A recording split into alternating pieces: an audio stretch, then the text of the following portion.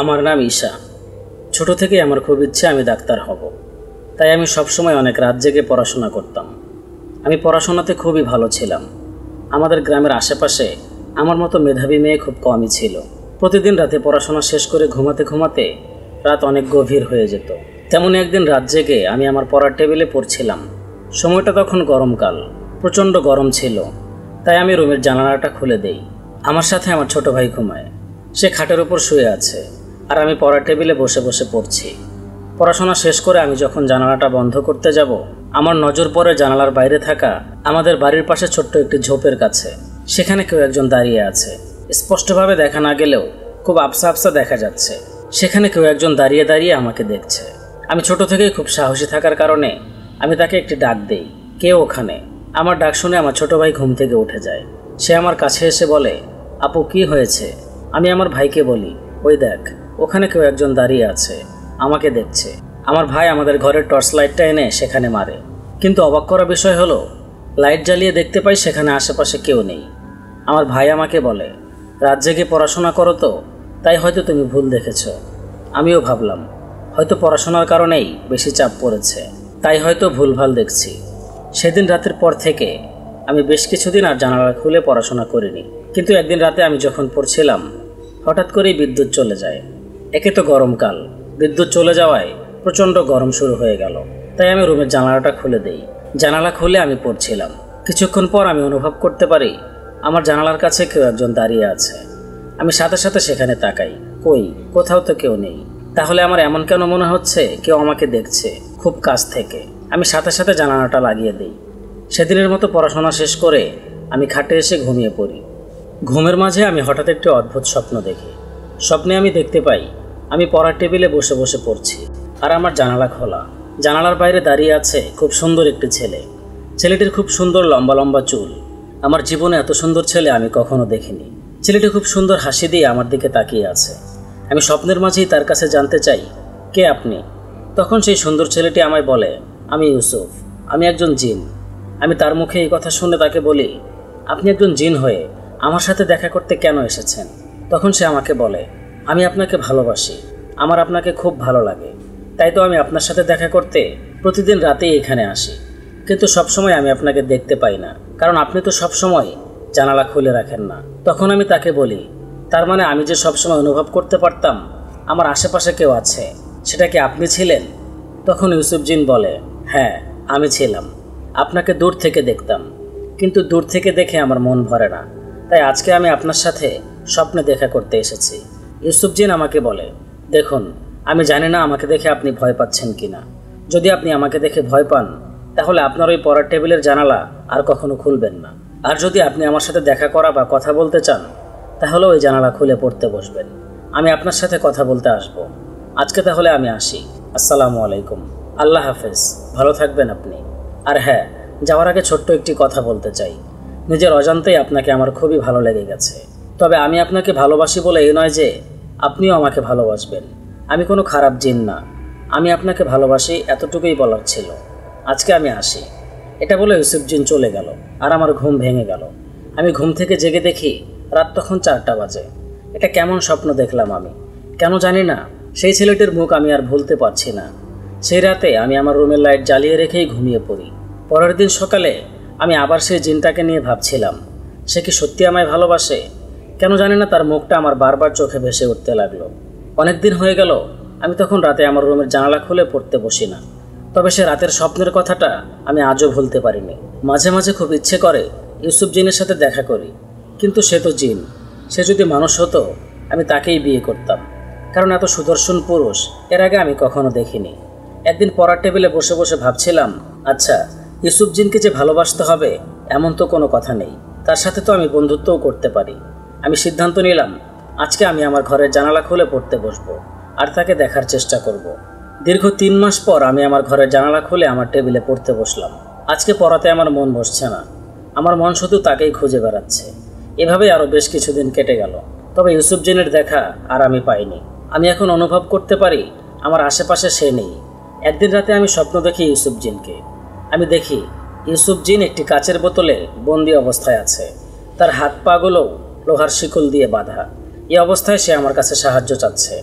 সে আমাকে একটা কথা বারবার বলছে, আমাকে বাঁচিয়ে নিন, আমাকে বাঁচিয়ে নিন আপনি, আমার এখানে খুব কষ্ট হচ্ছে, দয়া করে আমাকে সাহায্য করুন। স্বপ্নের মাঝে ইউসুফজিনকে বলছিলাম, আমি আপনাকে কি করে বাঁচাবো, আপনি কোথায় আছেন আমি তো জানি না। তখন সে আমাকে বলল, আপনি কাল সকালে আপনাদের গ্রামের মসজিদের ইমরান হুজুরের সাথে দেখা করুন, সব কিছু খুলে বলুন আমার বিষয়ে, সে সব কিছু জানে, সে আমাকে চেনে, আপনি শুধু তার কাছে আমার নামটুকু বলবেন, তার সাহায্যেই আপনি আমাকে মুক্ত করতে পারবেন এই বন্দি দশা থেকে। দয়া করে আপনি আমাকে সাহায্য করুন। ঈশা, আপনি যদি আমাকে সাহায্য না করেন তাহলে আমাকে কেউ এখান থেকে বাঁচাতে পারবে না, আমি শুধু একবারই কারো স্বপ্নে এসে দেখা করতে পারবো। এখন আপনি যদি আমাকে মুক্ত না করেন আর কেউ জানতেও পারবে না যে আমি এখানে বন্দি আছি। সাহায্য করুন আমাকে, দয়া করে সাহায্য করুন। তখনই আমার ঘুমটা ভেঙে যায়। আমি ঘুম থেকে জেগে দেখি সকাল হয়ে গেছে। এ কেমন স্বপ্ন দেখলাম আমি? এটা কি আসলেই স্বপ্ন ছিল নাকি সত্য সত্য ইউসুফজিনকে কেউ বন্দি করে রেখেছে? কি করব কিছুই বুঝতে পারছিলাম না। সে তো আমাকে বলেছিল আমি যেন এই গ্রামের মসজিদের ইমরান হুজুরের সাথে গিয়ে দেখা করি, কিন্তু আমি তো ছেলে না যে মসজিদে নামাজ পড়তে গিয়ে তার সাথে দেখা করব। আমি একটি মেয়ে, আমি কি করে তার সাথে দেখা করতে যাব? কিন্তু আমাকে যে ইউসুফজিনকে সাহায্য করতেই হবে। সে যদি আসলেই কোনো বিপদে পড়ে থাকে তাহলে আমাকে তাকে বাঁচাতে হবে। আমি একটা বুদ্ধি বের করি, যেটা করলে আমাদের গ্রামের মসজিদের ইমাম হুজুর আমাদের বাড়িতে আসতে পারবে। তখনই আমি তাকে ইউসুফজিনের বিষয়ে সব কিছু খুলে বলবো। আমি সিদ্ধান্ত নিই যে আজকেই বাবাকে বলবো, আমি কিছুদিন যাবৎ ভয়ঙ্কর সব স্বপ্ন দেখছি, তুমি একটা মিলাদের আয়োজন করো। যে কথা সেই কাজ। রাতে যখন বাবা কাজ সেরে বাড়িতে আসলো, আমি বাবার কাছে গিয়ে বললাম, বাবা, আমার একটা আবদার আছে, তুমি কি রাখবে? বাবা তখন আমাকে বলল, ছোট থেকেই তো তোমার সকল আবদার আমি পূরণ করেছি, বলো মা, কি চাও তুমি? তখন আমি বাবাকে বলি, বাবা, কিছুদিন যাবৎ আমি আজে বাজে স্বপ্ন দেখছি, তুমি কালই একটা মিলাদের আয়োজন করো, আর আমাদের গ্রামের বড় মসজিদের ইমরান হুজুরকে বাসায় নিয়ে আসো।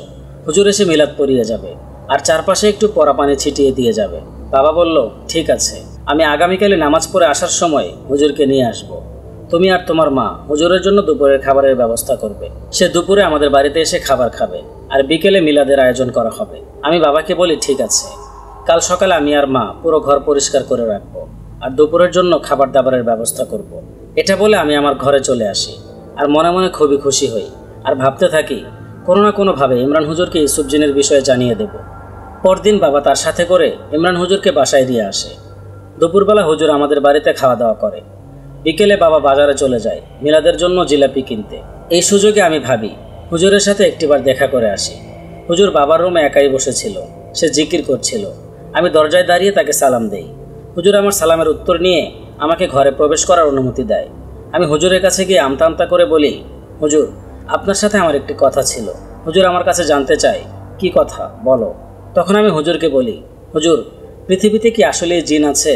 হুজুর একটি মিষ্টি হাসি দিয়ে বলে, হ্যাঁ আছে তো, আমি অনেক জিনকে চিনি, কিন্তু কেন তুমি হঠাৎ করে জিনদের বিষয়ে জানতে চাচ্ছ কেন? তখন আমি হুজুরকে বলি, আচ্ছা হুজুর, আপনার পরিচিত জিনদের ভিতরে কি কেউ এমন আছে যার নাম ইউসুফ? ইউসুফ জিনের নাম শুনে হুজুর এবার একটু নড়েচড়ে বসলো আর আমার কাছে জানতে চাইলো, তুমি কি করে তাকে চেনো? ইউসুফ খুবই ভালো একটি জিন আর খুবই শক্তিশালী। সে অনেকদিন হয়ে গেছে আমার কাছে আসে না, কিন্তু তুমি তাকে কি করে চেনো? তখন আমি ইমরান হুজুরকে সবকিছু খুলে বলি, যা যা হয়েছে আমার সাথে, আর গতকাল রাতের স্বপ্নের কথা আমি তাকে জানাই। সবটা শুনে ইমরান হুজুর আমাকে বলে, হয়তোবা কেউ ইউসুফ জিনকে বন্দি করে ফেলেছে, তাই তো আমি তাকে এতবার স্মরণ করার পরেও সে আমার সাথে দেখা করতে আসছে না। ঈশা, একটু ভালো করে মনে করার চেষ্টা করো তো, তুমি সেদিন রাতে যে স্বপ্নটা দেখেছিলে সেই স্বপ্নটার আশেপাশের জায়গাটা দেখতে কেমন ছিল? আমি তখন ইমরান হুজুরকে বলি, সেই জায়গাটা দেখতে খুবই ভয়ানক ছিল, একটি জঙ্গল, আর সেই জঙ্গলের সকল গাছপালা মরে শুকিয়ে গেছে। সেই সব গাছেরই একটি গাছের তলায় একটি বোতলের ভেতরে বন্দি ছিল সে। আমাকে ইউসুফ জিন সেদিনের স্বপ্নের ভেতরে এগুলোই দেখিয়েছিল। এরপর হুজুর বললেন, ঠিক আছে, আমি আমার সাথে থাকা অন্যান্য জিনদের মাধ্যমে ইউসুফ জিনকে খোঁজার চেষ্টা করছি, তুমি চিন্তা করো না, আমি খুব দ্রুতই তাকে খুঁজে বের করব, আমি তার কোনো ক্ষতি হতে দেব না। তার কিছুক্ষণ পরেই বাবা জিলেপি নিয়ে বাসায় চলে আসে আর ইমরান হুজুর বিকালবেলায় মিলাদ শেষ করে বাড়িতে চলে যায়। সেদিন রাতে আমি একটি ভয়ানক স্বপ্ন দেখি। আমি স্বপ্নের মাঝে দেখছিলাম রাতের বেলায় আমি রুমে বসে আছি, হঠাৎ করে বিদ্যুৎ চলে যায় আর আমার দরজার সামনে একটি আলো পড়ে। সে হালকা আলোতে আমি দেখছিলাম সেখানে কেউ একজন দাঁড়িয়ে আছে। লোকটি কালো একটি জুব্বা পরা, হাতে একটি অনেক বড় তলোয়ার, তার চোখগুলো যেন অগ্নিশিখার মতো জ্বলছে। তাকে দেখতে খুবই ভয়ানক লাগছিল। লোকটি আমার দিকে তাকিয়ে বলে, তুই সেদিনের স্বপ্নের বিষয়ে ওই হুজুরকে জানিয়ে মোটেও ভালো করিসনি। আমি সে যে কিনা ইউসুফ জিনকে বন্দি করেছি, আর তুই চাচ্ছিস তাকে মুক্ত করতে। শুনে রাখ ভালো করে, তুই যদি তাকে মুক্ত করার আর কোনো চেষ্টা করিস তাহলে তোর বাবা মাকে আমি মেরে ফেলবো। কি বিশ্বাস হচ্ছে না তো? দাঁড়া, এখনই দেখাচ্ছি আমি কি করতে পারি। তখন সে ভয়ানক ব্যক্তিটি তার হাতে একটি তালি দেয়, আর আমি দেখতে পাই তার পেছন থেকে আমার বাবা মা বের হয়ে আসে। তারা তার সামনে এসে কুকুরের মতো মাটিতে বসে পড়ে। তখন সে ভয়ানক লোকটি আমার বাবাকে বলে, যা আমার গোলাম, ওইখান থেকে ওই ধারালো ছুরিটা নিয়ে আয়। সেই ভয়ানক দেখতে ব্যক্তির কথা মতো আমার বাবা কুকুরের মতো হামাগুড়ি দিয়ে সেই ছুরিটি তার হাতে এনে দেয়। তখন সে ব্যক্তি আমার বাবা মাকে আবার বলে, যা গোলাম, আবার মাটিতে শুয়ে পড় তাড়াতাড়ি। সে ব্যক্তির কথা মতো আমি দেখলাম আমার বাবা মা মাটিতে শুয়ে পড়ল। তখন সেই ব্যক্তি আমার দিকে তাকিয়ে বলল, কিরে, চালিয়ে দিব নাকি ছুরিটি তোর বাবা মায়ের গলার উপর দিয়ে? আমি তখন সে ব্যক্তিকে বলি, না, এমনটা করবেন না, আপনি যা বলবেন আমি তাই করব। তখন সে ব্যক্তি বলল, তাহলে ওই জেনের সাহায্য করা বন্ধ করে দে, আর ওই হুজুরের সাথে কোনো যোগাযোগ করবি না। তুই যদি কোনো ধরনের যোগাযোগ করিস তাহলে তোর বাবা মাকে আমি 2 টুকরো করে দেব। তখনই আমার ঘুমটা ভেঙে যায়। আমি লাফিয়ে উঠি ঘুম থেকে। আমি এটাকে একটা খারাপ স্বপ্ন হিসেবে নেই, কিন্তু যখন আমার চোখটা আমার ঘরের দরজার সামনে গিয়ে পড়ে, আমি দেখতে পাই আমার দরজাটা খোলা, আর সেখানে সেই ছুরিটি রাখা, যেটা দিয়ে আমার বাবা মার গলা কাটার কথা বলছিল। এর মানে আমি যা যা দেখেছি এ সব কিছুই বাস্তবে ঘটেছে, এগুলো কোনোটাই স্বপ্নের মাঝে হচ্ছিল না। আমিও নিতে না পেরে একটি জোরে চিৎকার দেই। আমার চিৎকার শুনে বাবা মার রুম থেকে উঠে আমার কাছে চলে আসে। বাবা মা আমার রুমে এসে লাইট অন করে দেয়, আর আমার কাছে জানতে চায় কি হয়েছে। আমি বাবা মাকে সব কিছু খুলে বলি, কি দেখেছি আর কি হয়েছে আমার সাথে। সবটা শুনে বাবা বলে, এটা একটা খারাপ স্বপ্ন, এটা নিয়ে এত ভয় পাওয়ার কি আছে? আমি বাবাকে বলি, না, এটা কোনো খারাপ স্বপ্ন না, আসলেই আমার সাথে এগুলো ঘটেছে। ওই যে দেখো, ধারালো ছুরিটি আমার দরজার কাছেই পড়ে আছে। যখন বাবা সেটা দেখার জন্য আমার দরজার দিকে তাকায়, সেখানে কিছুই ছিল না। বাবা আমাকে বলে, কোথায় ধারালো ছুরি? এখানে তো কিছুই নেই। কি হচ্ছে আমার সাথে? শুরুতে ভাবলাম এসব কিছুই স্বপ্নের মাঝে হয়েছে, কিন্তু ঘুম ভাঙতেই দরজার সামনে সেই ছুরিটি আমি দেখতে পেয়েছিলাম, কিন্তু এখন সেখানে কিছুই নেই। বাবা বলে, ঠিক আছে, আজকে রাতে তোমার মা তোমার সাথে ঘুমাবে, তুমি ভয় পেও না ঈশা। এগুলো সব কিছুই ছিল একটি খারাপ স্বপ্ন, এগুলো নিয়ে এত ভেবো না। এটা বলে বাবা আমার রুম থেকে চলে গেল, আর মা সে রাতের মতো আমার সাথে ঘুমিয়ে থাকলো। পরের দিন খুব সকালে ইমরান হুজুর আমাদের বাড়িতে আসে। এত সকাল সকাল হুজুরকে আমাদের বাড়িতে আসতে দেখে বাবা তার কাছে জানতে চায়, কি হয়েছে হুজুর, এত সকালে আমাদের বাড়িতে? তখন হুজুর বাবাকে বলে, ভাই সাহেব, কিছু মনে না করলে আমি আপনার মেয়ে ঈশার সাথে কিছু কথা বলতে চাই। আপনি আর আপনার স্ত্রীও সেখানে উপস্থিত থাকবেন, বিষয়টা আপনাদেরও জানা দরকার। এরপর বাবা আমাকে তার রুমে ডাক দেয়। আমি রুমে প্রবেশ করতেই দেখি ইমরান হুজুর খাটের ওপর বসে আছে। হুজুর আমাকে দেখে বলে, আসো এখানে বসো। আমি তার সামনে একটি সোফায় গিয়ে বসি। বাবা মাও সেখানে ছিল। ইমরান হুজুর বাবা মাকে বলে, গতকাল রাতে আপনার মেয়ে একটি স্বপ্ন দেখেছে, তাই না? বাবা বলে, হ্যাঁ দেখেছে, কিন্তু সেটার বিষয়ে আপনি কি করে জানলেন? হুজুর বলল, ওটা কোনো স্বপ্ন ছিল না, ঈশা যা যা দেখেছে সব কিছু বাস্তব। ঈশার ক্ষতি করার জন্য একটি খারাপ জিন আপনাদের পরিবারের দিকে নজর দিয়েছে। এই ভয়ানক খারাপ জিনটির নাম হচ্ছে আরিবা। সে কিনা শয়তান লুসিফারের পুজো করে। সে বাতাসে বাতাসে উড়ে বেড়ায়, আর সে একটি করে সুন্দরী মেয়ের সন্ধান করে সব সময়, কারণ তাকে প্রতি বৃহস্পতিবার একটি করে সুন্দরী মেয়ে বলে দিতে হয় শয়তান লুসিফারের উদ্দেশ্যে। আর একদিন সে আপনার বাড়ির কাছ দিয়ে উড়ে যাচ্ছিল, তখনই তার নজর পড়ে আপনার মেয়ে ঈশার প্রতি। সে আপনার মেয়ে ঈশাকে বশ করে তাকে সাথে করে নিয়ে যেতে চেয়েছিল, আর শয়তান লুসিফারের উদ্দেশ্যে বলি দিতে চেয়েছিল, কিন্তু তার সামনে বাধা হয়ে দাঁড়ায় ইউসুফ জিন। ইউসুফ জিন ঈশাকে পছন্দ করত, আর ইউসুফ ছিল আমার খুব ভালো একটি বন্ধু। ইউসুফ সবসময় ঈশার প্রতি নজর রাখত। সে যখন দেখল এই ভয়ানক জিনটি ঈশার ক্ষতি করার জন্য এগিয়ে যাচ্ছে, তখন ইউসুফ তার উপর ঝাঁপিয়ে পড়ল। ইউসুফ জানত সেই শক্তিশালী খারাপ জিনের সাথে সে কোনোভাবেই পারবে না, তবুও ঈশার জন্য সে নিজের জীবনের কথা বাদ দিয়ে আরিবার সাথে যুদ্ধ করে। কিন্তু সে ওই খারাপ নরখাদক জিনের সাথে পেরে ওঠে না। সেই জিনটি ইউসুফ জিনকে একটি বোতলের ভেতর বন্দি করে ফেলে, আর তার আস্তানায় নিয়ে যায়। এখন সেই খারাপ জিনটিকে আটকানোর মতো আর কেউ নেই। সে যে কোনো সময় আপনার মেয়েকে বাড়ি থেকে উঠিয়ে নিয়ে যাবে, আর শয়তান লুসিফারের উদ্দেশ্যে তাকে বলে দিয়ে দেবে। বাবা মা হুজুরের মুখে এসব কথা শুনে কোনোভাবেই বিশ্বাস করতে চায় না। তখন ইমরান হুজুর আমার বাবা মাকে বলে, আমি আপনাদেরকে প্রমাণ দিতে পারবো। আমার কাছে একটি জাদুর আয়না আছে, যে আয়নার ভেতরে এখন থেকে 6 ঘন্টা পেছনে যা যা হয়েছে সব কিছু দেখতে পারবেন আপনারা। আপনাদের মেয়ে ঈশা স্বপ্ন দেখেছে, এখনও 6 ঘন্টা পূরণ হয়নি। আমি আমার সাথে করে সে আয়নাটি নিয়ে এসেছি, আপনারা চাইলে দেখতে পারেন। সে আসলেই স্বপ্ন দেখেনি, যা যা দেখেছে সব কিছুই সেই জিনটি তাকে দেখিয়েছে। এটা বলে হুজুর তার পাঞ্জাবির পকেট থেকে একটি ছোট্ট আয়না বের করলো। এরপর হুজুর আমার বাবা মাকে ঘরের লাইটটা নিভিয়ে দিতে বলল। বাবা হুজুরের কথা মতো ঘরের লাইট নিভিয়ে দেয়, ঘরের জানালাগুলোও লাগিয়ে দেয়। তারপর আমি আর বাবা মা সেই আয়নার মাঝে আমার স্বপ্নে দেখা সকল বিষয় দেখতে পেলাম, যা যা ঘটেছিল গতকাল রাতে আমার সাথে। সেই ভয়ানক দেখতে ব্যক্তিটাকেও আমরা আয়নার মাঝে দেখতে পাচ্ছি। তখন হুজুর আমাকে বলে, এটা কোনো মানুষ না, এটা একটি ভয়ানক জিন, যে কিনা তোমার পেছনে লেগেছে তোমাকে তার প্রভুর উদ্দেশ্যে বলি দেওয়ার জন্য। আর এই জিনটা ইউসুফকে বন্দি করে রেখেছে। আমার বাবা তখন হুজুরকে বলল, এখন আমরা আমাদের মেয়েকে কিভাবে বিপদের হাত থেকে বাঁচাতে পারি? তখন হুজুর আমার বাবাকে বলল, আপনার মেয়েকে বাঁচাতে হলে তাকে আমার সাথে রাতের বেলায় ঘরের বাইরে যেতে হবে। আসলে একমাত্র ঈশাই জানে ইউসুফ যেখানে বন্দি আছে সেই জায়গাটা দেখতে কেমন। আমার সাথে থাকা আরও 2টি জিনের শক্তির মাধ্যমে সে জায়গাটার সন্ধান করতে পেরেছি। তবে সে জায়গাটা অনেক বড়। এত বড় জায়গার ভেতর থেকে সেই ছোট্ট জায়গাটা বের করা খুবই কষ্ট। তাই ঈশাকে আমার সাথে যেতে হবে। এই কথা শুনে আমার বাবা খুব রেগে যায়। একটা ধমক দিয়ে বলে, ফাজলামি করার আর জায়গা পান না? আমার মেয়ে এত রাতে আপনার সাথে একা যাবে? আমার কি মনে হচ্ছে জানেন, আপনি খারাপ জিনটাকে আমার মেয়ের পেছনে লাগিয়ে দিয়েছেন। আপনি আমার মেয়ের ক্ষতি করতে চাচ্ছেন। আপনি এখনই আমার বাড়ি থেকে বের হয়ে যান। আমি আপনার থেকে বড় কোনো আলেমের মাধ্যমে আমার মেয়েকে সুস্থ করব। হুজুর আমার বাবাকে বলল, আপনারা আমাকে ভুল বুঝছেন। ঠিক আছে, আপনারা যেহেতু আমাকে বিশ্বাস করছেন না, আপনি অন্য কোনো আলেমের কাছে যেতেই পারেন, কিন্তু আমার মনে হয় না অন্য কোনো আলেম এই কাজটি করতে পারবে। আপনারা আমার কাছেই আসবেন। আমি তাহলে আজকে আসি। হুজুর চলে যাওয়ার পর বাবা বলল, যত সব ভণ্ডামি, তুই চিন্তা করিস না মা, এই সব কিছুই ভণ্ডামি। তাও আমি কালকে অন্য একটা হুজুরের বাড়িতে গিয়ে দেখাবো। তুই এখন তোর রুমে যা, আমি আমার রুমে চলে আসি। আমি জানতাম এগুলো সব কিছুই সত্য, কিন্তু আমি বাবাকে অনেক ভয় পাই, তাই বাবার মুখের উপর দিয়ে আর কিছু বলতে পারি না। দিনের আলো শেষ হয়ে রাতের অন্ধকার নেমে আসে। বাবা মা যেহেতু ধরেই নিয়েছিল গতকাল যা যা ঘটেছে সবগুলোই হচ্ছে একটি দুঃস্বপ্ন, তাই আজকে আমার সাথে কেউ ঘুমাতে আসেনি। আমি একাই ঘুমিয়েছিলাম। কিন্তু গভীর রাতে যা ঘটলো আমার সাথে তা আমি কখনো ভাবতেও পারিনি। আমি আমার বিছানায় ঘুমিয়েছিলাম। হঠাৎ কেউ আমার শরীরে আলতোভাবে হাত দিচ্ছে বারবার। একটা পর্যায়ে আমার ঘুম ভেঙে যায়। আমি চোখ খুলে দেখতে পাই সেই ভয়ানক জিনটি আমার উপর বসে আছে আর আমার দিকে তাকিয়ে বিচ্ছিরি হাসি দিচ্ছে। এই দৃশ্যটা দেখে আমি অনেক জোরে একটা চিৎকার দিই। তারপর আমার সাথে কি হয়েছিল আমার আর মনে নেই।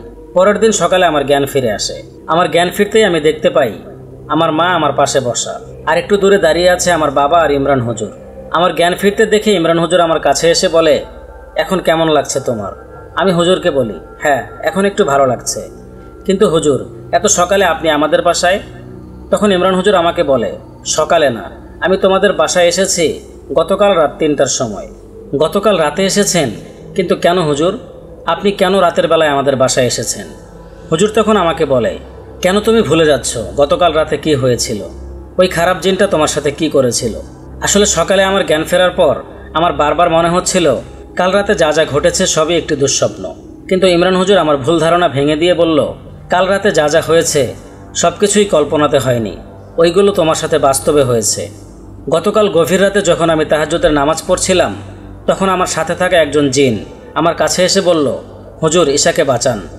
ঈশাকে বাঁচাবো মানে? আমি তখন সেই জিনের কাছে জানতে চাইলাম কি হয়েছে, সব কিছু খুলে বলো তো আমায়। তখন হুজুরের সাথের জিন হুজুরকে জানায় সেই খারাপ জিনটি আবার ঈশার ওপর হামলা করেছে। তার পরিকল্পনা হচ্ছে আজ রাতে ঈশার বাবা মাকে হত্যা করে তাকে নিয়ে যাবে আর গভীর জঙ্গলে নিয়ে শয়তান লুসিফারের উদ্দেশ্যে বলি দেবে।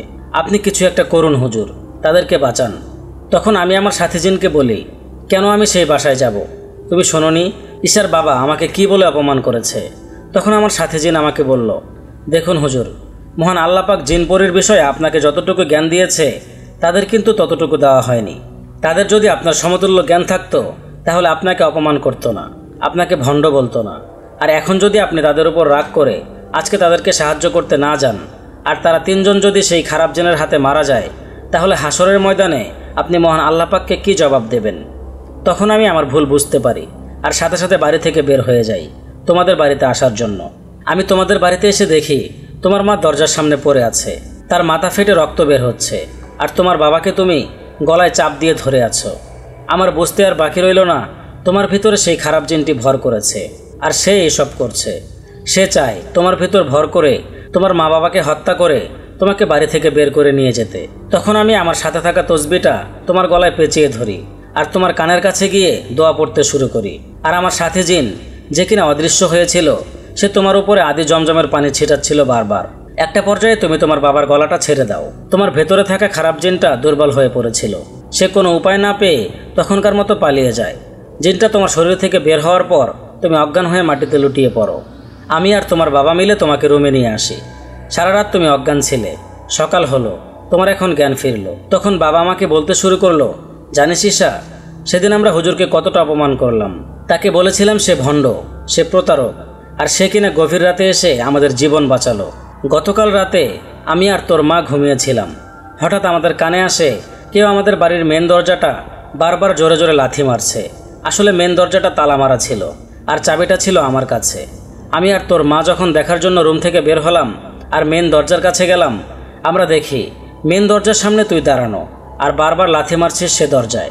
তোর মা তোর কাছে এগিয়ে যায় দেখার জন্য যে কি হয়েছে, তুই এমনটা কেন করছিস। তোর মা যখন তোর পিছনে এসে তোর কাঁধে হাত রাখে তখন তুই আমাদের দিকে ঘুরে তাকাস। আমি দূরে দাঁড়িয়ে স্পষ্ট দেখছিলাম তোর চোখ দুটো টকটকে লাল হয়ে আছে। তোকে দেখে মনে হচ্ছিল তুই অনেক রাত ঘুমাসনি। তখন তুই একটি ভয়ানক হাসি দিয়ে পুরুষকণ্ঠে তোর মাকে বলতে শুরু করলি, চাবি কই, চাবিটা দে আমারে, আমার বাইরে যেতে হবে, চাবিটা দে দে বলছি। তোর মা তোকে বলে, কি হয়েছে, গভীর রাতে নেশাখোরের মতো কি শুরু করেছ? এখনই ঘরে আসো ঈশা, নয়তো মেরে পিঠের ছাল উঠিয়ে ফেলবো, বেয়াদব মেয়ে। তখন তুই তোর পাশে থাকা একটি ফুলের টব হাতে নিয়ে তোর মার মাথায় মারিস। সাথে সাথে তোর মা দূরে ছিটকে পড়ে আর তার মাথা ফেটে রক্ত বের হতে শুরু করে। 1 মিনিটের ভেতরে কি হয়ে গেল, আমি এক দৌড় দিয়ে তোর কাছে আসি। তখন তুই আমার গলা চেপে মাটি থেকে কিছুটা উপরে উঠিয়ে ফেলিস আর পুরুষকণ্ঠে বলতে শুরু করিস, আমাকে বেয়াদব বলিস, আমাকে, তোদেরকে আজকে আমি এখানে পুঁতে রেখে দেব। এটা বলে তুই হাসতে শুরু করলি। আমি যেন মরে যাব, আমার নিঃশ্বাস বন্ধ হয়ে আসছিল। তখনই বাড়ির ভেতরে প্রবেশ করে ইমরান হুজুর। তার পরের ঘটনা তো হুজুর তোকে বললই। আমি খাটে বসে তাদের এসব কথা শুনছিলাম, কিন্তু এসব কিছুই আমার মনে নেই। বাবা ইমরান হুজুরের হাত ধরে বলল, ভাই তুমি আমার বয়সে ছোট, নয়তো তোমার পায়ে ধরতাম, দয়া করে আমার মেয়েটাকে বাঁচাও। আমি বুঝতে পারছি আমার মেয়ের ওপর অনেক বড় বিপদ। আমি গতকাল তোমার কথা বিশ্বাস না করে অনেক বড় ভুল করেছি। এখন তুমি যেটা বলবে আমরা সেটাই করব, দয়া করে আমার মেয়েটাকে বাঁচাও। তখন ইমরান হুজুর আমাদেরকে বলল কি করতে হবে। দেখুন ভাই, ঈশাকে বাঁচাতে হলে সর্বপ্রথম ইউসুফকে মুক্ত করতে হবে। ইউসুফ মেঘা গোত্রের জিন, যে গোত্রের সর্দারের নাম হচ্ছে জাফর। সে খুবই শক্তিশালী জিন। সে যদি আমাদেরকে সাহায্য করে তাহলে আমরা সেই খারাপ জিনকে হারাতে পারবো, কিন্তু তাকে ডাকতে পারে একমাত্র ইউসুফ, কারণ সে ওই গোত্রের একজন জিন। তাই সর্বপ্রথম আমাদেরকে ইউসুফকে রক্ষা করতে হবে। আর ঈশাই একমাত্র ব্যক্তি যে বলতে পারবে ইউসুফ কোন গাছটার তলায় বন্দী আছে। তাই ঈশাকে আগামীকাল আমার সাথে যেতে হবে আপনাদের গ্রামের শেষের দিকে যে শ্মশানটা আছে সেখানে, কারণ আমি আমার সাথী জিনদের মাধ্যমে জানতে পেরেছি সে খারাপ জিনটা ইউসুফকে সেই শ্মশানের একটি গাছের নিচে বোতলবন্দি করে পুঁতে রেখেছে। বাবা বলে, ঠিক আছে, কাল রাতে সে আপনার সাথে যাবে, দেখবেন ওর যেন কোনো ক্ষতি না হয়, আপনি ওকে রক্ষা করবেন, আমাকে কথা দেন। তখন ইমরান হুজুর আমার বাবাকে কথা দেয়, ঈশার কিছু হবে না, আমি ওকে নিজের জীবন দিয়ে আগলে রাখবো। পরের দিন ইমরান হুজুরের কথা মতো ঈশার নামাজ পড়ে আমি আর হুজুর আমাদের গ্রামের শেষে যে শ্মশানটা আছে সেখানে যাওয়ার জন্য হাঁটা দেই। আমি দেখি হুজুর তার সাথে করে 1 বোতল জমজমের পানি, একটি তসবি আর একটি ছোট কোরআন নিয়ে এসেছে। আমরা যখন শ্মশানের কাছে আসি তখন হুজুর শ্মশানের ভেতরে প্রবেশ করার আগে নিজের শরীরটা বন্ধ করে নিল, তার সাথে আমার শরীরটাকেও বন্ধ করে দিল। তারপর আমি আর হুজুর সেই শ্মশানের ভেতর প্রবেশ করি। শ্মশানের ভেতরে প্রবেশ করে আমরা সামনের দিকে এগোই। আমি দেখতে পাই সেদিন রাতে আমি যে স্বপ্নটা দেখেছিলাম চারপাশে অনেক গাছপালা শুকিয়ে আছে। তার মানে ইউসুফ জিন আমাকে এই জায়গাটি স্বপ্নে দেখিয়েছিল। কিছু দূর আগানোর পর আমি আর ইমরান হুজুর দেখতে পাই আমাদের থেকে কয়েক হাত দূরে একটি চিতা সাজানো, আর চিতার উপরে একটি লাশ। হুজুর আমাকে বলে, সামনে যেও না, এখানে দাঁড়াও, এত রাতে শ্মশানে কোনো লাশ পোড়ানোর কথা না। এই চিতা আর এই লাশটাকে রেখে সবাই চলে গেছে কেন? আমি শুধু এগুলোই ভাবছিলাম। তখনই আমরা দেখতে পাই একটি লোক যার মুখটা দেখা যাচ্ছে না, সে একটি আগুন হাতে করে এনে সেই চিতার উপরে দিয়ে দিল। তখনই চিতাটা দাউ দাউ করে জ্বলতে শুরু করলো। চিতায় আগুন দিয়ে সেই লোকটি আবার হাঁটতে হাঁটতে যেখান থেকে এসেছিল সেখানে চলে গেল। আমি আর হুজুর দূর থেকে দাঁড়িয়ে সব দেখছিলাম। হঠাৎ করে সে চিতায় থাকা লাশটি উঠে বসলো আর আমাদের দিকে আগাতে শুরু করলো। তখনই হুজুর আমাদের সাথে থাকা জমজমের পানির বোতলটা খুলে সে লাশটির দিকে ছিটিয়ে দিল, আর হুজুরের হাতে থাকা সেই পবিত্র কোরআনটা খুলে পড়তে শুরু করলো। ততক্ষণে আমি এসব দেখে অনেকটা ভয় পেয়ে গিয়েছিলাম, তাই আমি হুজুরের পেছনে এসে চোখ বন্ধ করে দাঁড়িয়েছিলাম। আমি শুনছিলাম হুজুর অনেক জোরে জোরে দোয়া পড়ছে। এভাবেই 2-1 মিনিট যাওয়ার পর হুজুর আমাকে বলে, ঈশা চোখ খোলো, দেখো কিছু নেই, সব চলে গেছে, দেখো তুমি। তখন আমি ইমরান হুজুরের কথা মতো চোখটা খুলে দেখি, সত্যিই তো সামনে আর কিছু নেই। যেখানে চিতা সাজানো ছিল সেখানেও কিছু নেই। আমি হুজুরের কাছে জানতে চাই এসব কি ছিল। তখন হুজুর আমাকে বলে, এ সব কিছুই ছিল একটা মায়া। সেই খারাপ জিনটা কোনোভাবে চাচ্ছে না যেন আমরা ইউসুফ জিনকে উদ্ধার করি। চলো ঈশা, আমাদের কাছে বেশি সময় নেই, খুব দ্রুতই আমাদেরকে ইউসুফকে উদ্ধার করতে হবে। তখন আমি আর হুজুর আবারও সামনের দিকে আগাতে শুরু করি। কিছু দূর হাঁটার পর আমি হুজুরকে বলি, ওই যে মোটা গাছটা দেখা যাচ্ছে, আমি স্বপ্নে সে গাছের নিচেই ইউসুফকে বন্দি অবস্থায় দেখেছিলাম। তখন হুজুর আমার কথা মতো সেই গাছটার দিকে এগিয়ে গেল। প্রথমে আমরা সেই গাছটার কাছে গিয়ে দাঁড়ালাম। আমরা দেখতে পেলাম সে মোটা গাছটার একপাশে কিছু মাটি খোঁড়া হয়েছে। এটা দেখে বোঝা যাচ্ছে তার মানে এখানেই রাখা হয়েছে ইউসুফকে। হুজুর তার হাত দিয়ে সেখানকার মাটিগুলো সরাতে শুরু করলো। এভাবেই বেশ কিছু মাটি সরানোর পর একটি সাদা কাচের বোতল হুজুর উঠিয়ে নিয়ে এলো। হুজুর বিসমিল্লাহ বলে সেই বোতলের মুখটি খুলে দিল। তখনই নীল রঙের ধোঁয়া দিয়ে চারপাশ তলিয়ে গেল। আমি ধোঁয়ার কারণে কিছুই দেখতে পারছিলাম না। একটা সময় সেই ধোঁয়াটা আস্তে আস্তে সরে গেল, আর আমি দেখি আমার সামনে দাঁড়ানো সেই অসম্ভব সুন্দর পুরুষটি, যার পেছনে অনেক সুন্দর লম্বা বাবরি চুল। সে একটি হাসি দিয়ে আমাকে বলল, অবশেষে তুমি আমাকে উদ্ধার করলে। ইমরান হুজুর তার পেছন থেকে বের হয়ে এলো আর আমাকে বলল, আমরা এখান থেকে চলে যাই, কারণ সে খারাপ জিনটি যে কোনো সময় এখানে আসতে পারে। ইমরান হুজুর ইউসুফকে বলল, তোমাদের গোত্রের সর্দার জাফরকে তোমার স্মরণ করতে হবে। তুমি তো জানো ইউসুফ, আমি আর তুমি সেই খারাপ জিনকে হারাতে পারবো না, কারণ সে শয়তান লুসিফারের পূজা করতে করতে অনেকটা শক্তিশালী হয়ে গেছে।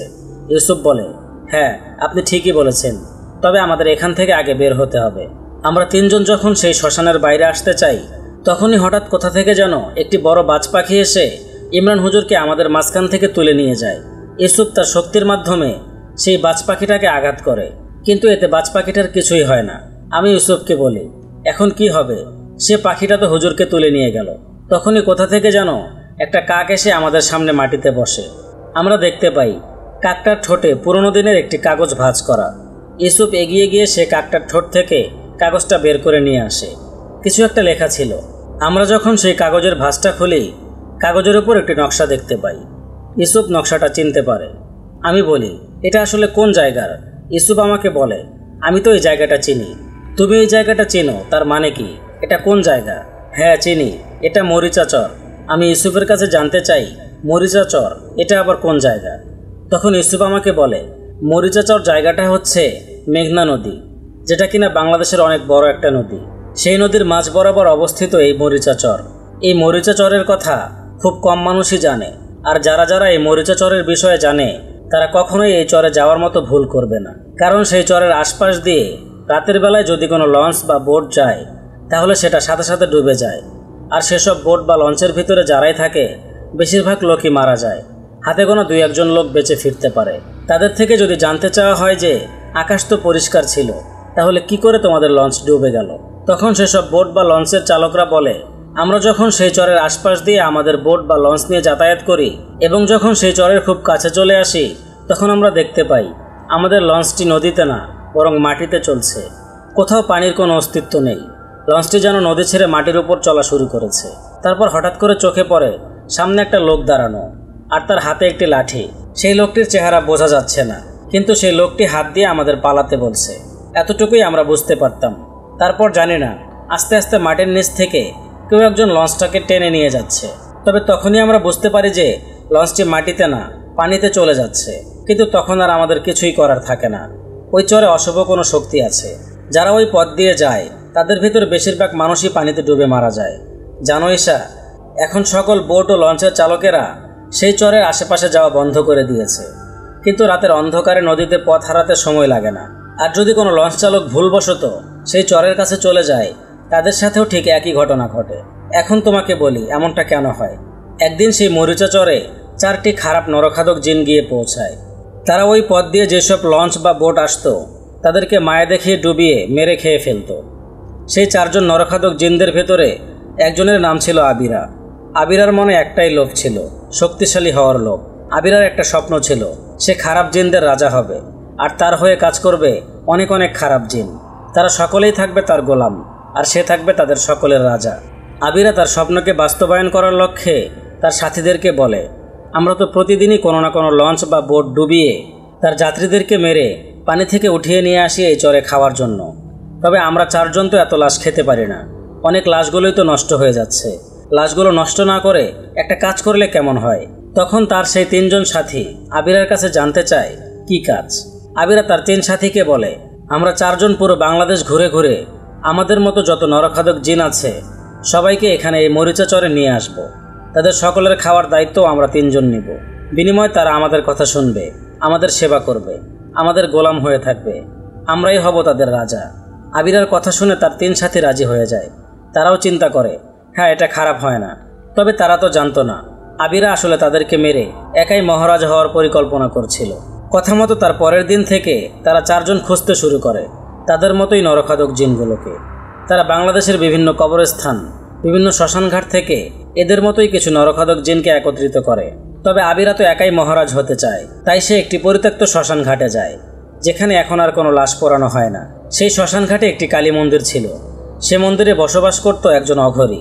আবিরা সে অঘরীর কাছে গিয়ে সবকিছু খুলে বলে, আর এটাও বলে, তুমি যদি আমাকে সাহায্য করো তাহলে আমিও আমার সকল গোলামেরা সবসময় তোমাকে সকল কাজে সাহায্য করব। অঘরী বলে, ঠিক আছে, আমি তোর প্রস্তাবে রাজি হলাম। তখন অঘরী কালী মূর্তির পায়ের সামনে রাখা একটি পবিত্র ছুরি তার হাতে ধরিয়ে দেয়, আর আবিরাকে বলে, এটা হচ্ছে খুবই শক্তিশালী একটি ছুরি। তুই যদি এই ছুরি দিয়ে তোর সাথীদের শরীরে আঘাত করিস তাহলে তারা সাথে সাথে মারা যাবে। তবে তুই মনে রাখিস, তুই কথা দিয়েছিস তুই আর তোর সকল গোলামেরা আমাকে সবসময় সাহায্য করবি সকল কাজে। আবিরা বলে, অবশ্যই, আমি যদি এই কাজে সফল হতে পারি তাহলে আমি সারা জীবন তোমার গোলামি করব, আমার সাথে আমার গোলামেরাও তোমার গোলামি করবে। দেখতে দেখতে 10,000 নরখাদক জিনদের একসাথে হাজির করে সেই বাকি 3 জন সাথী। তারা 4 জন সেই 10,000 নরখাদক জিনকে বলে, আজকে থেকে তোমরা এই মরিচা চরেই থাকবে, তোমাদের সকল খাওয়া দাওয়ার দায়িত্ব আমাদের। এটা নিয়ে তোমরা কোনো চিন্তা করো না, তোমরা দৈনিক মানুষের মাংস খেতে পারবে। তবে তোমাদের সকলের রাজা হচ্ছি আমরা 4 জন, তোমরা সবাই মনে রাখবে। আবিরার সে 3 জন সাথী যখন ওই 10,000 জিনদের সাথে কথা বলছিল তখন আবিরা সুযোগ বুঝে তাদের পেছনে এসে দাঁড়ায়, আর তার পেছন থেকে সেই পবিত্র ছুরিটা বের করে। তারপর এক এক করে তার 3 জন সাথীর পেছনে সেই ছুরিটা দিয়ে আঘাত করে। আবিরার সাথীরা কিছু বোঝার আগেই সেখানে মাটিতে লুটিয়ে পড়ে, আর সেখানেই ছটফট করতে করতে মারা যায়। এই দৃশ্য দেখে বাকি 10,000 জিনেরা খুবই ভয় পায়। তখন আবিরা তাদের সামনে এসে বলে, তোমরা ভয় পেও না, দেখো রাজা তো একজনই হতে পারে, 4 জন কি করে হয়? আমি আজকে থেকে তোমাদের রাজা, আমাকে ভয় পাওয়ার কোনো দরকার নেই, আমি সবসময় তোমাদের সাহায্য করব। তখন সে 10,000 নরখাদক জিন আবিরাকে বলে, তুমি তোমার কাছের 3 জন সাথীকে হত্যা করেছো, তুমি যে আমাদের হত্যা করবে না তার কি গ্যারান্টি আছে? আবিরা তখন বলে, সকল গোলামেরা যদি মারা যায় আমি রাজত্ব করব কার ওপর? তোমরা কি চাও না যে প্রতিদিন মানুষের নরম মাংস খেতে? তোমরা কি চাও না নির্দ্বিধায় সকল ঝামেলা ছেড়ে এখানে আমার সাথে বসবাস করতে? তোমরা কি চাও না রাজার হালে বসে সারা জীবন খেতে? যদি না চাও তাহলে তোমরা এখান থেকে চলে যেতে পারো, আমার এতে কোনো আপত্তি নেই। তখন সেই 10,000 জিন আবিরাকে বলে, আপনি আমাদের মহারাজ, আপনি যেমনটা বলবেন আমরা তেমনটাই করব, আমরা আজকের পর থেকে আপনার গোলাম। কিন্তু আবিরা আরও শক্তিশালী হতে চাইতো, তাই সে আবার সেই তান্ত্রিকের কাছে যায়। তখন তান্ত্রিক তাকে বলে, তুই যদি আরও শক্তিশালী হতে চাস তাহলে তোকে শয়তান লুসিফারের পূজা করতে হবে, আর তোকে 720 জন সুন্দরী মেয়েকে তার উদ্দেশ্যে বলি দিতে হবে, তাহলেই শয়তান লুসিফার তোকে দেখা দেবে, আর তুই তার কাছে যা চাইবি তাই সে তোকে দিয়ে দেবে। আবিরা তখন তান্ত্রিককে বলে, ঠিক আছে, আমি সেটাই করব, আমার আরও শক্তি দরকার, আমি এই পৃথিবীতে সবথেকে শক্তিশালী জিন হতে চাই। আবিরা তার 10,000 ভয়ঙ্কর খারাপ জিনদেরকে মরিচা চরে রেখে তার লক্ষ্য হাসিল করার জন্য বের হয়ে পড়ে। সে এখন পর্যন্ত 500টি সুন্দরী মেয়েকে শয়তান লুসিফারের উদ্দেশ্যে বলি দিয়েছে, আর মাত্র 220 জন মেয়েকে বলে দিতে পারলেই শয়তান লুসিফার তাকে দেখা দেবে। এবার ইউসুফ ঈশাকে লক্ষ্য করে বলল, ঈশা, তুমি কি বুঝতে পারছো এই আবিরা কে? আবিরা হচ্ছে সে যে কিনা তোমার স্বপ্নে এসেছিল, তোমাকে নিয়ে যাওয়ার চেষ্টা করেছে, আর এখন ইমরান হুজুরকে তার সাথে করে নিয়ে গেছে সেই মরিচা চরে। আমি তখন ইউসুফকে বলি, এখন আমরা কি করব? ইউসুফ আমায় বলে, সবার আগে আমাদের দেখা করতে হবে আমাদের গোত্রের সর্দার জাফরের সাথে। সে সাহায্য করলে হয়তোবা আমরা ইমরান হুজুরকে সেই মরিচা চরের মাঝখান থেকে উদ্ধার করতে পারবো। কিন্তু আজকে না, আমরা আগামীকাল রাতে যাব আমার গোত্রের সর্দারের সাথে দেখা করতে, কারণ আজকে অনেক রাত হয়ে গেছে। কিছুক্ষণ পরেই ফজরের আজান হবে, দিনের আলো ফুটে উঠবে, আর আমার গোত্রের সকলে যেখানে থাকে সেখানে দিনের বেলায় যাওয়া সম্ভব না। তার থেকে চলো আমি তোমাকে বাড়িতে পৌঁছে দিয়ে আসি, আর আগামীকাল রাতে তুমি আমার সাথে আমার সর্দারের কাছে যাবে। তখন আমি ইউসুফকে বলি, ততক্ষণে যদি অনেকটা দেরি হয়ে যায়, আজকে রাতেই যদি ইমরান হুজুরকে সে আবিরা হত্যা করে তাহলে কি হবে? ইউসুফ আমাকে বলে, ইমরান হুজুরকে হত্যা করার জন্য সে উঠিয়ে নিয়ে যায়নি, সে হুজুরকে এ কারণেই উঠিয়ে নিয়ে গেছে যেন আমি তোমাকে সেখানে তার হাতে তুলে দিয়ে আসি। হুজুরকে দিয়ে তার কোনো কাজ নেই, সে চায় হুজুরের জানের বিনিময়ে আমি যেন তার হয়ে তোমাকে উঠিয়ে নিয়ে তার হাতে সঁপে দেই, তাহলে সে হুজুরকেও মুক্ত করে দেবে। তবে আমি এই কাজটি কখনোই করতে পারবো না, আমি আমার জীবন দিয়ে দিব, তারপরেও তোমার কোনো ক্ষতি হতে দেব না। চলো এখন তোমাকে বাড়িতে দিয়ে আসি, আর আগামীকাল রাতে আমরা দুজনে মিলে যাব আমাদের গোত্রের সর্দার জাফরের সাথে দেখা করতে। আমাদের সর্দার খুবই ভালো জিন, সে 5 ওয়াক্ত নামাজ পড়ে, আল্লাহ পাককে খুবই বিশ্বাস করে, ও খুব ইমানদার একজন জিন। আমার বিশ্বাস সে আমাদেরকে অবশ্যই সাহায্য করবে। তারপর ইউসুফ আমাকে নিয়ে আমার বাড়িতে পৌঁছে দেয়। আমি বাবা মার কাছে এসে সবকিছু খুলে বলি। মা বাবা আমার মুখে এসব কথা শুনে বলে, আমরা তোকে আগামীকাল ইউসুফের সাথে যেতে দিব না, সে যদি তোকে চরের মাঝখানে ওই খারাপ জিনদের হাতে তুলে দেয় তখন কি হবে? তখন আমি বাবা মাকে বোঝাই, দেখো ইউসুফ আমার কোনো ক্ষতি করবে না, আর আজকে যদি আমি ওর সাহায্য না করি আর হুজুরকে না বাঁচাই তাহলে ওই খারাপ জিনটি তাদেরকে হত্যা করে আমাকে তোমাদের সামনে থেকে নিয়ে যাবে, তোমরা কিছুই করতে পারবে না। অতএব আমাদের ইউসুফ ও ইমরান হুজুরকে সাহায্য করা দরকার। আমি কালকে যাব ইউসুফের সাথে তার গোত্রের সর্দারের সাথে দেখা করতে। আমার বিশ্বাস সর্দার আমাদেরকে অবশ্যই সাহায্য করবে। বাবা মা এবার বললেন, ঠিক আছে, আর তো কিছু করার নেই, আমরা আল্লাহর কাছে দোয়া করি তোরা যেন এই যুদ্ধে জয়লাভ করিস। পরের দিন রাত 10টার সময় আমাদের বাসার বিদ্যুৎটা হঠাৎ করে চলে যায়। আমি আর বাবা মা বাইরে তাকিয়ে দেখি আশেপাশের সকল বাড়িতে বিদ্যুৎ আছে, তাহলে আমাদের বাড়ির লাইনে হঠাৎ করে কি সমস্যা হলো? তখনই আমাদের বাড়ির মেন দরজাটা নিজে থেকেই খুলে গেল। আমি দেখতে পাই দরজার সামনে ইউসুফ জিন দাঁড়িয়ে আছে। ইউসুফ আমাকে বলে, তুমি ছাড়া তোমার বাবা মা আমাকে দেখতে পারবে না। এরপর সে আমার বাবা মাকে দরজার সামনে দাঁড়িয়ে একটি সালাম দেয়। আমার বাবা মা ইউসুফের গলার কণ্ঠ শুনতে পাচ্ছিল, কিন্তু তারা তাকে দেখতে পাচ্ছিল না। আমি আমার মা বাবাকে বলি, তোমরা তাকে দেখতে পারবে না, ইউসুফ এসেছে তোমাদের থেকে অনুমতি নেওয়ার জন্য। এখন তোমরা যদি অনুমতি দাও তাহলে ইউসুফ আমাকে তোমাদের থেকে নিয়ে যাবে তার গোত্রের সর্দারের সাথে দেখা করার জন্য। এবার বাবা তাকে বলল, তুমি ঘরে আসো বাবা, তোমার সাথে কিছু কথা আছে। বাবার কথা মতো ইউসুফ ঘরের ভেতরে প্রবেশ করে। বাবা ইউসুফকে বলে, দেখো বাবা, ও আমার একমাত্র মেয়ে, আর আজকে ও কত বড় বিপদ থেকে বেঁচে ফিরেছে, আর ওই খারাপ জিনটি ওর পিছনে লেগেছে, ওকে মেরে ফেলবে। তখন ইউসুফ বাবাকে বলে, চিন্তা করবেন না, আমি যতদিন ঈশার পাশে থাকবো ততদিন কেউ তার কোনো ক্ষতি করতে পারবে না। দেখুন, আজকে যদি আমরা ইমরান হুজুরকে উদ্ধার না করি তাহলে আগামীকাল সেই খারাপ জিন তার সকল সাথীকে নিয়ে এসে ঈশাকে তুলে নিয়ে যাবে। আমরা যদি আজকে চুপ থাকি কালকে আমাদের উপর আক্রমণ হবে না এর কোনো গ্যারান্টি নেই। তাই যত তাড়াতাড়ি সম্ভব ওকে আটকাতে হবে, আর তাকে আটকানোর জন্য আমাদের গোত্রের প্রধান জাফরের সাথে দেখা করতে হবে। এখন আপনারা যদি অনুমতি দেন তাহলে আমি ঈশাকে নিয়ে যেতে পারি আমাদের গোত্রের প্রধানের সাথে দেখা করাতে। আমার মা তখন কান্না করতে করতে ইউসুফকে বলল, বাবা তুমি কথা দাও, তুমি আমার মেয়ের কোনো বিপদ হতে দেবে না। ইউসুফ বলল, মা আপনি চিন্তা করবেন না, আমার দেহের ভেতরে যতক্ষণ প্রাণ আছে আমি ঈশার কোনো ক্ষতি হতে দেব না, এটা আমি আপনাকে কথা দিলাম। বাবা মার অনুমতি নিয়ে ইউসুফ জিনের সাথে বাড়ির বাইরে চলে আসি।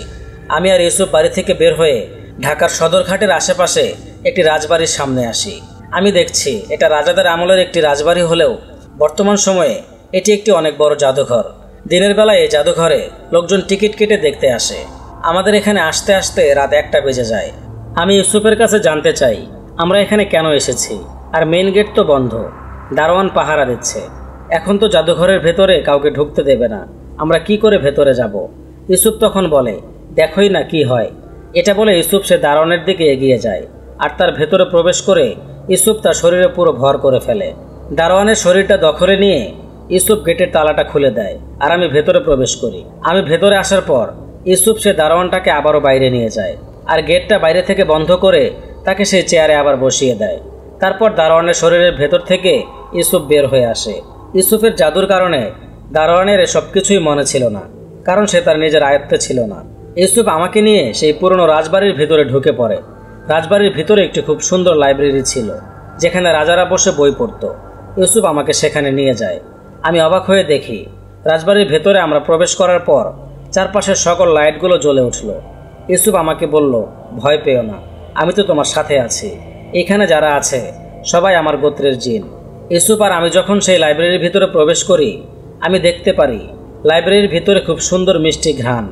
ঘ্রাণ এতই অদ্ভুত ছিল যে এই ধরনের ঘ্রাণ এর আগে আমি আর কখনোই পাইনি। আমরা দেখতে পাই লাইব্রেরির মাঝখানে একজন বৃদ্ধ লোক বসে বসে হাদিসের কিতাব পড়ছে। কিন্তু আমি একটা বিষয় দেখে কিছুটা ভয় পাই। সেই বৃদ্ধ লোকটি যেই টেবিল আর চেয়ারে বসে কিতাব পড়ছিল সেগুলো হাওয়াতে ভাসছে। আমাকে ভয় পেতে দেখে ইউসুফ আমাকে বলল, তুমি ভয় পেও না, উনি আমাদের সর্দার। ইউসুফ আমাকে নিয়ে সেদিকে এগিয়ে গেল। ইউসুফ আর আমি সেখানে গিয়ে সর্দারকে একটি সালাম দিলাম। আমাদেরকে দেখে সর্দার মাটিতে নেমে আসে। সে আমাদের সালামের উত্তর দিয়ে ইউসুফের কাছে জানতে চায়, বেটা তুমি এতদিন কোথায় ছিলে? তুমি তো আমাদের সাথে দেখা করতেও আসো না। ইউসুফ সর্দারকে বলে, আমি কি করে আসব? আমাকে একটি বোতলে বন্দি করে রেখেছিল একটি খবিশ জিন। এই কথাটা শুনে সর্দার খুবই রেগে গেল। তখন সে হাতে তালি দিয়ে বলল, কোথায় তোমরা? সবাই রাজবাড়ির মাঠে দেখা করো, জলদি করো। সর্দার আমাকে আর ইউসুফকে নিয়ে রাজবাড়ির বাইরে আসলো। রাজবাড়ির বাইরে অনেকটা জায়গা জুড়ে একটি মাঠ ছিল। আমি দেখতে পাই এখন এই গভীর রাতে পুরো মাঠ জুড়ে অনেক মানুষের ভিড়। কিন্তু আমি লক্ষ্য করি তারা সবাই সাদা পায়জামা ও পাঞ্জাবি পরা, সকলের মাথায় টুপি। তাদের ভেতরে কিছু মেয়ে ও মহিলাও ছিল, যাদের পেছন দিয়ে 2টি করে পাখা ছিল। আমি বুঝতে পারি এরা কেউ আমার মতো মানুষ না, এরা সকলেই জিন ও পরী। তখন সর্দার তাদের সকলের উদ্দেশ্যে বলল, তোমরা কি জানো আমাদের গোত্রের ইউসুফকে একটি খারাপ জিন বোতলে বন্দি করে মারার চেষ্টা করেছিল। আমি চাই আমরা সকলে মিলে সে জিনকে শাস্তি দেব। কি বলো তোমরা? তখন সকল জিনপরীরা সর্দার জাফরের কথা শুনে জোরে জোরে বলতে থাকে, হ্যাঁ সর্দার, আমরাও তাকে শাস্তি দিতে চাই। তার এত বড় সাহস, সে আমাদের গোত্রের জিনকে বন্দি করে মারার চেষ্টা করে। সর্দার জাফর তখন ইউসুফের কাছে জানতে চায়, কে সে? আমাকে তার নাম বলো। ইউসুফ তখন সর্দারকে বলে, তার নাম হচ্ছে আবিরা। আবিরা নামটি শুনে সর্দার ও সকল জিনপরীরা সাথে সাথে অবাক হয়ে গেল। সর্দার জাফর তখন ইউসুফের কাছে জানতে চাইল, তুমি কি সেই আবিরার কথা বলছো যে কিনা শয়তান লুসিফারের উদ্দেশ্যে 720 জন সুন্দরী মেয়ে বলি দেওয়ার জন্য জায়গায় জায়গায় ঘুরে সুন্দরী মেয়েদেরকে তুলে নিয়ে যাচ্ছে, যে কিনা এখন পর্যন্ত 500 জন সুন্দরী মেয়েকে বলি দিয়েছে শয়তান লুসিফারের উদ্দেশ্যে? তুমি কি তার কথা বলছো? হ্যাঁ সর্দার, আমি তার কথাই বলছি। সে ঈশাকে উঠিয়ে নিয়ে যেতে চেয়েছিল, তবে আমি ঈশাকে অনেক ভালোবাসি। আমি দূর থেকে ঈশাকে সবসময় নজরে রাখি। আমি তাকে বাধা দেই আর সে আমাকে বন্দি করে। আমি তার শক্তির সাথে কোনোভাবেই পেরে উঠি না। আপনি তো জানেন সে কতটা শক্তিশালী। তারপর আমি ঈশার স্বপ্নে এসে আমাকে বাঁচার জন্য অনুরোধ করি। ঈশা তখন ইমরান হুজুরের সাহায্যে আমাকে উদ্ধার করে। কিন্তু তখনই আবিরা বাজ পাখির রূপে এসে ইমরান হুজুরকে তার সাথে করে উঠিয়ে নিয়ে যায় সেই মরিচা চরে। এখন আমি যদি ঈশাকে তার হাতে তুলে না দেই তাহলে সে ইমরান হুজুরকে মেরে ফেলবে। এখন আপনি কিছু একটা করেন সর্দার। এখন যদি আপনি আমাদেরকে সাহায্য না করেন তাহলে আরও 220টি মেয়েকে সে হত্যা করবে। তখন সর্দার জাফর বলে, আমি অবশ্যই কিছু একটা করব। আমি যদি এই যুদ্ধে মারা যাই তাতে আমার কোনো আফসোস নেই, আর আমি যদি তাকে আটকাতে পারি তাহলে 220টি জান বেঁচে যাবে। এখন সবাই আমার কথা মন দিয়ে শোনো। সকল মেয়েরা এখানেই থাকবে, আর যত পুরুষ আছে সবাই আমার সাথে যুদ্ধে যাবে। যাও সবাই যুদ্ধের পোশাক পরে তৈরি হয়ে নাও, এখনই আমরা রওনা করব। সর্দারের আদেশ পেয়ে সকল জিনেরা যুদ্ধের জন্য তৈরি হতে শুরু করে। সর্দার আমাকে আর ইউসুফকে বলে, দেখো ওদের সংখ্যা আমাদের থেকে দ্বিগুণ।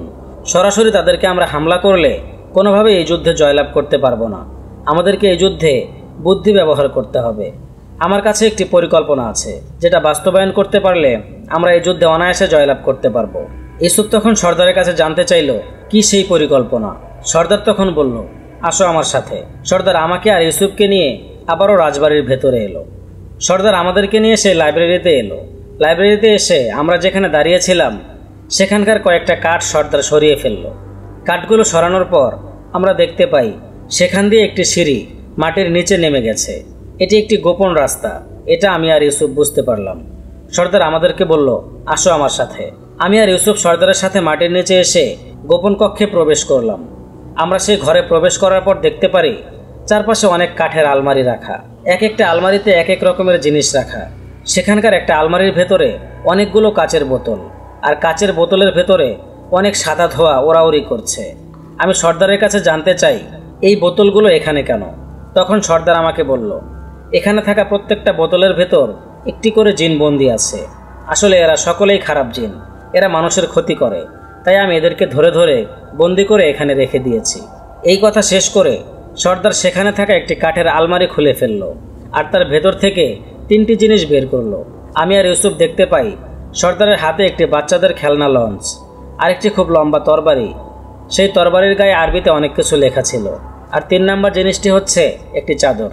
তবে এই চাদরটি আমাদের পৃথিবীর সুতো দিয়ে তৈরি বলে আমার মনে হচ্ছে না, খুবই অদ্ভুত ধরনের ছিল। সর্দার তার হাতে করে 3টি জিনিস নিয়ে আমাদের কাছে এলো আর আমাদেরকে বলতে শুরু করলো, শোনো তোমরা, আমি তোমাদের এখন আমার পরিকল্পনা বলছি। তোমরা হয়তো আমার হাতে এই খেলনা লঞ্চটি দেখে খুবই অবাক হচ্ছ, তাই না? দেখো, এটা কোনো খেলনা লঞ্চ না, এটি একটি জাদুকরী লঞ্চ। এই লঞ্চটিকে যদি আমরা পানিতে রাখি তাহলে এটা বাস্তব আকার নিয়ে বড় হয়ে যাবে, যেটাকে দেখতে পুরোপুরি বাস্তব একটি লঞ্চের মতো দেখাবে। আর আমার হাতে দ্বিতীয় জিনিস এই তরবারিটি দেখছো না, এটি খুব পবিত্র একটি তরবারি। এই তরবারির মাধ্যমে যে কোনো খারাপ জিনকে হত্যা করা সম্ভব। সে যতই শক্তিশালী হোক না কেন, তারপরেও এই তরবারির আঘাত সহ্য করতে পারবে না। আর আমার হাতে 3 নম্বর জিনিসটি দেখছো, একটি চাদর। এটাও কিন্তু কোনো সাধারণ চাদর নয়, এটি একটি জাদুর চাদর। এই চাদরটি আমার সর্দার আমাকে উপহার দিয়েছিল। এটা যদি তোমরা গায়ে জড়িয়ে রাখো তাহলে তোমাদেরকে কেউ দেখতে পারবে না, হোক সে জিন কিংবা মানুষ। তোমরা সকলের নজরের আড়ালে থাকবে, তোমরা অদৃশ্য হয়ে থাকতে পারবে। এখন শোনো আমাদেরকে কি করতে হবে। যেহেতু সে চরে যারা থাকে সকলেই হচ্ছে নরখাদক জিন, আর এখন তো সেই মরিচা চরের আশেপাশে লঞ্চ বা বোট খুব কম যাওয়া আসা করে, তাই তারা আগের মতো এখন আর পেট ভরে খেতে পারে না। তারা সকলেই ক্ষুধার্ত থাকে। আমরা সকলে সর্বপ্রথম আমাদের এই খেলনা লঞ্চটি পানিতে রাখব। তারপর যখন এই লঞ্চটি বাস্তব আকারে বড় হবে তখন আমরা সকল সাথীরা মিলে সেটার উপর বসব। আমরা সবাই মানুষ রূপে সেই লঞ্চের ভেতরে থাকব আর আমাদের এই লঞ্চটিকে নিয়ে যাব সেই চরের কাছে। এতদিন পর কোনো লঞ্চকে সেই চরের আশেপাশে দেখে তারা খুব খুশি হবে আর আমাদের খাওয়ার জন্য আমাদের দিকে সকলে এগিয়ে আসবে। তারা যখন আমাদের লঞ্চের কাছে আসবে আমরাও তাদের উপর ঝাঁপিয়ে পড়ব। সবাই আসলেও তাদের রাজা আবিরা কিন্তু আসবে না, কারণ সে হচ্ছে সকল গোলামের মালিক। আর মহারাজ কখনোই শিকার করে না, তার গোলামেরা শিকার করে তার জন্য খাবার নিয়ে আসে।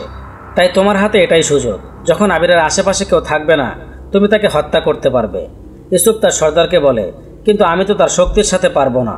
সর্দার বলে, তুমি তার সামনাসামনি যুদ্ধ করবে না, তুমি তাকে লুকিয়ে আঘাত করবে। তার সকল গোলামেরা যখন আমাদের লঞ্চটা দেখে এগিয়ে আসবে তুমি আর ঈশা আমার দেয়া এই জাদুর চাদরটি মুড়িয়ে সেই দিকে এগিয়ে যাবে। চাদর তোমাদের শরীরে থাকার কারণে কেউ তোমাদেরকে দেখতে পারবে না। তোমরা সোজা চলে যাবে আবিরার কাছে।